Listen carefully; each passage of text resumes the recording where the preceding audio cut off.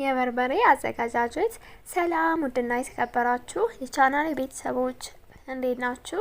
ውድ ኢትዮጵያውያንና ኤርትራውያን ሰላማችሁ በያላችሁበት ብዝት ተሰርፍ ይበልኝ። ዛሬ የበርበሬ አዘጋጃጀት ነው ይዤላችሁ የመጣሁት። አብረን በመጀመሪያ እንደልዘዋለን ማለት ነው።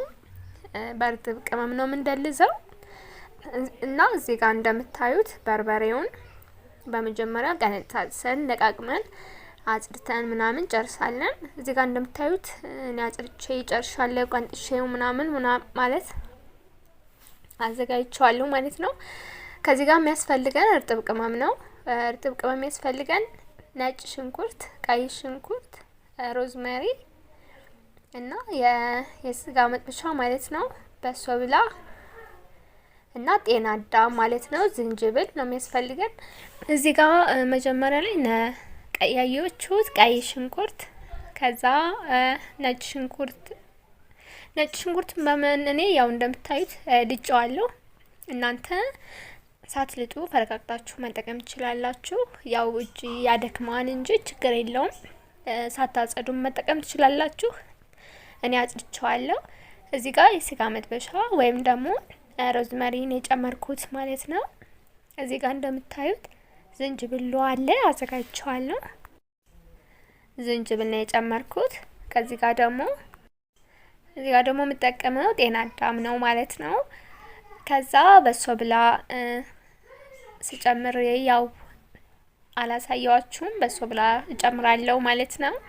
ከዛ እርጥብ ቅመሙን እንደዚህ ካንድ ላይ እናዋህደዋለን፣ ሁሉንም ባንድ ላይ ማለት ነው። ሁሉንም እንደዚህ እርጥቡን ቅመም በሙሉ እንደዚህ እንዲዋሃድልን ባንድ ላይ እንደዚህ ካንድ ላይ እንትንለውና ከዛ በርበሬውን ካዘጋጀን በኋላ ቤት ካለን ቤት መደለዝ እንችላለን። ወፍጮ ቤት ከፈለጋችሁ ወፍጮ ቤት መደለዝ ትችላላችሁ። እኔ ወፍጮ ቤት ነው የምደልዘው። እንደምታዩት እንግዲህ ወፍጮ ቤት ወስጄ ደልጄ ጨርሼ ተመልሻለሁ። ከዛ እናደርቀዋለን። ለሁለት ቀን ይበቃዋል። ብዙም ቀን አያስፈልገውም። በሁለት ቀን ድርቅ ነው የሚለው። ብዙ ቀንም ማለት ቅመሙን ምናምን አጉል እንትን ይላል እንጂ ብዙ ጊዜ መሰጣት አይጠበቅበትም። በደንብ በስነ ስርዓት ፀሐይ ካለ ሁለት ቀን ወይ አንድ ቀን በቂ ነው። በቃ ከደረቀ በኋላ በፌስታል ነው ማስቀመጥ ያለብን።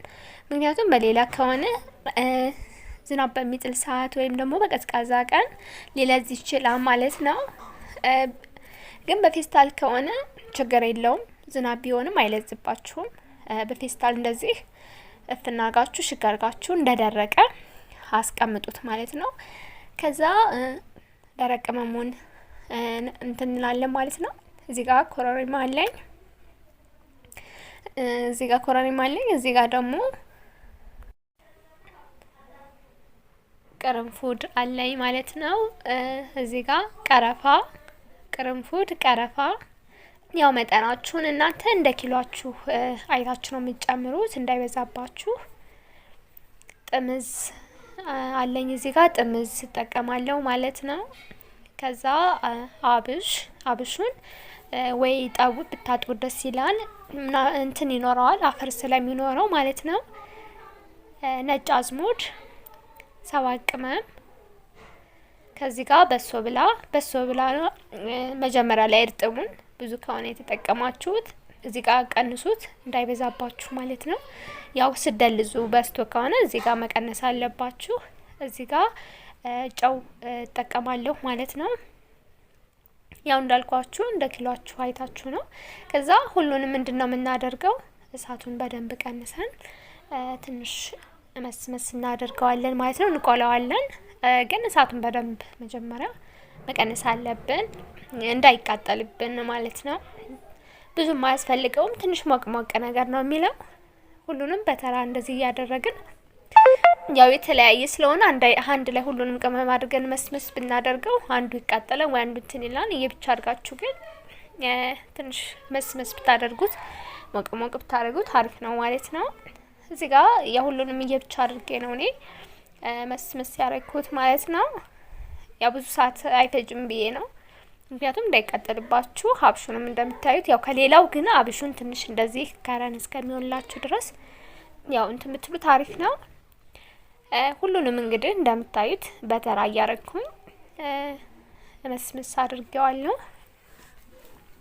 ከዛ በሶ ብላ ደግሞ መጀመሪያ ላይ ስዳልዙ ብዙ ከሆነ እዚህ ጋር መቀነስ አለባችሁ። ምክንያቱም ቅመም ሲበዛ ያው ጥሩ አይደለም፣ ይመራል።